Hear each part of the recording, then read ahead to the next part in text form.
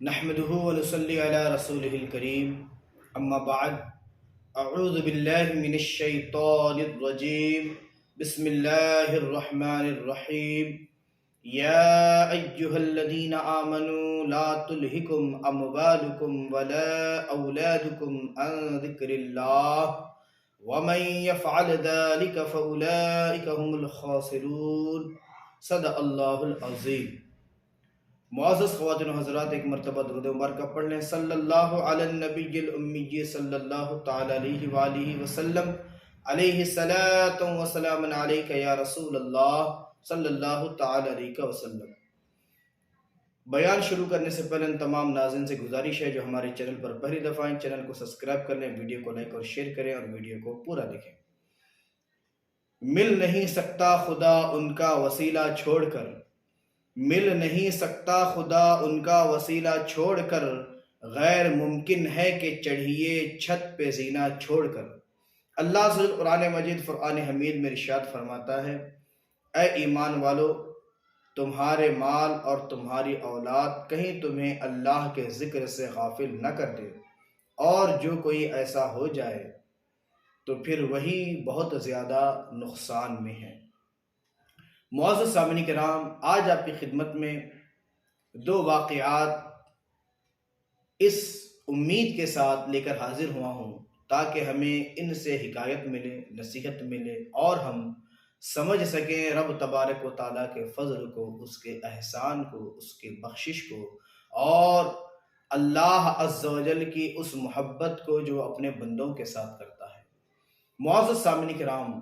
حضرت موسیٰ علیہ نبینا علیہ الصلاۃ والتسلیم ایک دفعہ اپنی قوم کو واضح و نصیحت فرما رہے تھے اللہ کے عذاب سے، اللہ کی ناراضگی سے، اللہ عز و جل کی طرف سے بندوں پر ہونے والے قہر و غضب سے ڈرا رہے تھے۔ تو یکایک ایک شخص کھڑا ہوتا ہے اور کہتا ہے، اے موسیٰ علیہ نبینا علیہ الصلاۃ والتسلیم، آپ تو کہہ رہے ہیں کہ اللہ عز و جل جب ناراض ہوتا ہے تو عذاب نازل فرماتا ہے، رزق میں کمی فرماتا ہے، اولاد میں کمی فرماتا ہے، اور فلاں فلاں قسم کے عذاب میں مبتلا کرتا ہے، لیکن میری کیفیت تو بالکل مختلف ہے۔ میں جوں اللہ کی نافرمانی کر رہا ہوں اسی طریقے سے میرے رزق میں بھی اضافہ ہو رہا ہے اور میری اولاد میں بھی اضافہ ہو رہا ہے۔ جب اس نے یہ کہا تو حضرت موسیٰ علیہ نبینا علیہ الصلاۃ والتسلیم نے اپنے واعظ و نصیحت کو وہیں پر ختم کیا اور اللہ عز و جل سے گفتگو کرنے کے لیے کوہ طور پر تشریف لے گئے۔ اللہ عز و جل کی بارگاہ میں عرض کرتے ہیں، پروردگار، آج بڑا عجیب معاملہ میرے سامنے آیا، جہاں پر میں قوم کو تیرے غضب سے ڈرا رہا تھا، تیرے جلال سے ڈرا رہا تھا، تیری طرف سے آنے والے عذابوں سے ڈرا رہا تھا، تکالیف سے ڈرا رہا تھا، رزق کی تنگیوں کو لے کر ڈرا رہا تھا، اولاد میں کمی کو لے کر ڈرا رہا تھا، وہیں پر ایک بندہ وہ کھڑا ہوتا ہے اور کہتا ہے، اے موسیٰ، آپ تو یہ باتیں کہہ رہے ہیں، لیکن معاملہ یہ ہے کہ میں جوں اللہ کی نافرمانی کر رہا ہوں، میرے تو رزق میں بھی اضافہ ہو رہا ہے، میری اولاد میں بھی اضافہ ہو رہا ہے، اے پروردگار یہ کیا معاملہ ہے؟ تو حضرت موسیٰ علیہ السلام کے اس استفسار پر، اس سوال پر اللہ عز و جل نے جو جواب عطا فرمایا وہ یقیناً ہماری روح کو بھی ہلا دے۔ معزز خواتین و حضرات، اللہ عز و جل فرماتا ہے، موسیٰ میں نے اسے بڑا خطرناک قسم کا، بہت زیادہ، بہت ہی ایسا عذاب کہ ایسا عذاب میں انہی بندوں کو دیتا ہوں کہ اس عذاب کے تعلق سے اس کی کیفیت کو، اس کی نوعیت کو اور اس کی حقیقت کو ہم سمجھیں۔ اللہ عز و جل فرماتا ہے کہ موسیٰ، میں نے نہ اس پر دنیا کی نعمتیں بند کی ہیں، نہ اس کی اولاد میں اسے کمی عطا فرمائی ہے، نہ کسی قسم کی بیماری میں اسے مبتلا کیا ہے۔ اے موسیٰ، ہم نے اسے وہ عذاب اس کے مقدر میں لکھ دیا ہے۔ وہ عذاب دراصل یہ ہے کہ ہم نے اس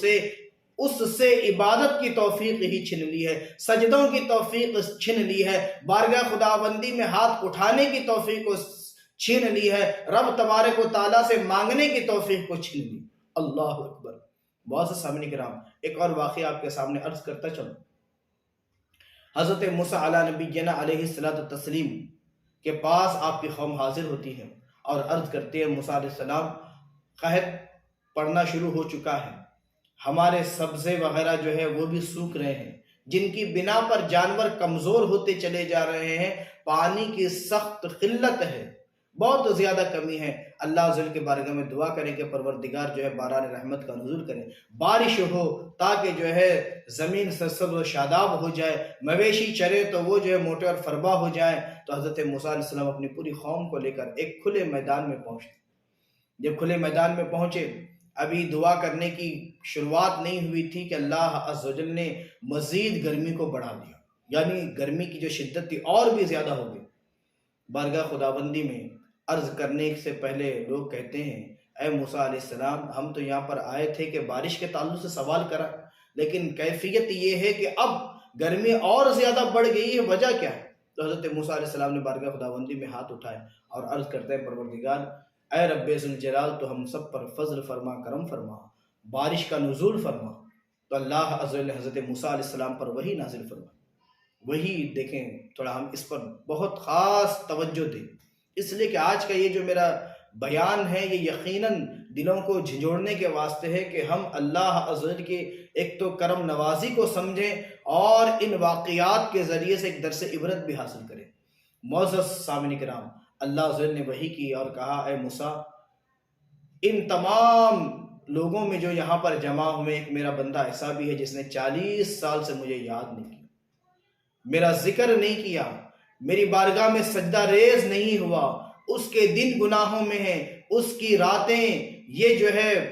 گناہوں میں ہیں، بدکاریوں میں ہیں، اس کی راتیں پاکیزہ نہیں ہیں۔ اللہ اکبر، ہم غور تو کر کے دیکھیں، اللہ عز و جل فرماتا ہے موسیٰ اس کے سبب میں نے جو ہے بارش کو روک دیا۔ تو حضرت موسیٰ علیہ السلام نے آواز دی اے قوم، اس طرف توجہ دو، تم میں وہ کون شخص ہے جس نے اللہ عز و جل کو 40 سال ہو گئے یاد نہیں کیا، سجدہ نہیں کیا، اس کی بارگاہ میں حاضری نہیں دی، اس کا ذکر نہیں کیا، اس سے کچھ مانگا نہیں، اس سے معافی نہیں حاصل کی؟ کون ہے ایسا بدبخت؟ وہ ضرور باہر نکلے۔ اب یقیناً وہ اللہ عز و جل جانتا تھا کہ بندہ کون ہے، اور وہ بندہ جانتا تھا کہ وہ کون ہے۔ اس نے اپنے سر پر چادر ڈھانپ لی، پھر بارگاہ خداوندی میں ہاتھ اٹھا کر کہتا ہے پروردگار 40 سال سے تو نے میرے عیبوں پر پردہ ڈال رکھا ہے،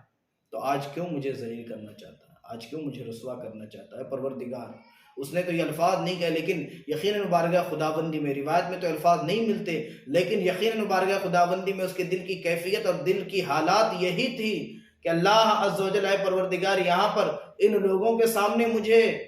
رسوا کر رہا ہے کہ ان میں میرا باپ بھی ہے، ان میں میری ماں بھی ہے،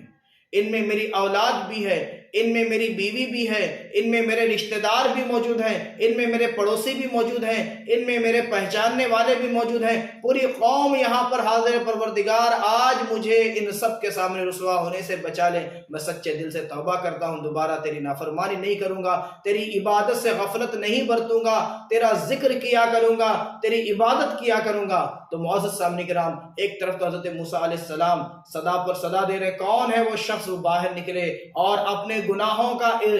اعتکاف، اپنے گناہوں کے تعلق سے وہ جو ہے بات کو مان لے کہ میں گنہگار ہوں، اور جو ہے اللہ عز و جل کی بارگاہ میں توبہ و استغفار کے لیے حاضر ہو۔ تو معزز سامعین کرام، لیکن معاملہ یہ ہوا کہ یکا یک اللہ عز و جل کی باران رحمت برس پڑی، اللہ عز و جل کی رحمت جوش میں آئی اور بارش موسلادھار ہونے لگی۔ تو بارگاہ خداوندی میں حضرت موسیٰ علیہ السلام عرض کرتے ہیں پروردگار کوئی بندہ بھی باہر نہیں نکلا، اور تو نے کہا تھا کہ اس کی بنا پر بارش روک رکھی اور بارش بھی دے دی، بات سمجھ میں نہیں آئی۔ تو اللہ عز و جل نے حضرت موسیٰ علیہ السلام کی طرف وحی کی اور کہا اے موسیٰ، یقیناً میں نے اس کی نحوست کی بنا پر، اس کی نافرمانیوں کی بنا پر قوم پر پانی روکا تھا، لیکن اب جب کہ اس نے سچے دل سے توبہ کی ہے، جب کہ اس نے اپنے گناہوں کا اقرار کر لیا ہے اور میری بارگاہ میں رجوع کر لیا ہے، تو اے موسیٰ میں نے اب بارش جو برسائی ہے وہ بھی اسی کے صدقے میں برسائی ہے، اسی کے توبہ کرنے کی بنا پر برسائی ہے۔ تو معزز سامعین کرام، تھوڑا غور تو کر کے دیکھیں کہ اللہ عز و جل کو اپنے گنہگار بندوں سے بھی کتنی محبت ہے، کتنا پیار ہے۔ ہم غور تو کر کے دیکھیں کہ اللہ عز و جل ہمیں کتنی نعمتوں سے نوازا ہے، کیا کچھ اللہ عز و جل نے ہمیں عطا نہیں فرمایا، بن مانگے نعمتیں عطا فرما رہے ہیں۔ کئی سارے ہمارے درمیان ایسے افراد ہیں، ہفتے گزر جاتے ہیں، جمعہ سے جمعہ آ جاتی ہے، درمیان میں کبھی وہ نماز نہیں پڑھتے، کبھی وہ بارگاہ خداوندی میں اپنے پیشانی کو نہیں رکھتے، کبھی وہ اللہ کو یاد نہیں کرتے، وہ تو روزگار میں دیوانے بنے جو ہے روزگار کے پیچھے دوڑ رہے ہیں، اپنی دنیا کی آسائش کے پیچھے بھاگ رہے ہیں، بچوں کے فیوچر کے لیے فکر مند ہو کر بھاگ رہے ہیں، کبھی جو ہے دنیا کی اور کچھ چیزوں کے پیچھے بھاگ رہے ہیں، کبھی جو ہے کس انداز میں جو ہے اللہ عز و جل کی نافرمانی کر رہے ہیں، لیکن اللہ عز و جل اتنا غفور رحیم ہے، اتنا بے پناہ معاف فرمانے والا ہے کہ اس کے باوجود بھی، کثرت کے گناہ کے باوجود بھی، نافرمانیوں کے باوجود بھی، عبادت میں نا حاضری کے باوجود بھی اللہ عز و جل نے اپنی نعمتیں کسی بندے پر نہیں روکی، ان کو اللہ عز و جل نے مہلت دے رکھی ہے، وہ پھر بھی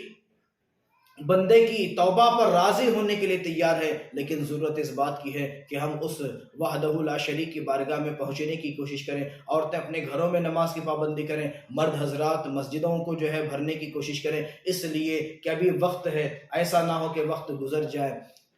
آخر میں یہ بات کہتے ہوئے میں آج کے بیان کو ختم کر لوں، بے سبب بخش دے نہ پوچھ عمل، بے سبب بخش دے نہ پوچھ عمل، نام غفار ہے تیرا یا رب، عیب میرے نہ کھول محشر میں، عیب میرے نہ کھول محشر میں، نام ستار ہے تیرا یا رب۔ اللہ عز و جل کی بارگاہ میں دعا ہے کہ پروردگار ہم سب پر اپنا فضل فرمائے اور ہم سب کو سچی توبہ کی توفیق عطا فرمائے، ہم سب کی پیشانی میں سجدوں کی تڑپ کو پیدا فرمائے اور ہم سب کو اس کے حضور حاضری کا جذبہ نصیب فرمائے۔ السلام علیکم ورحمۃ اللہ وبرکاتہ۔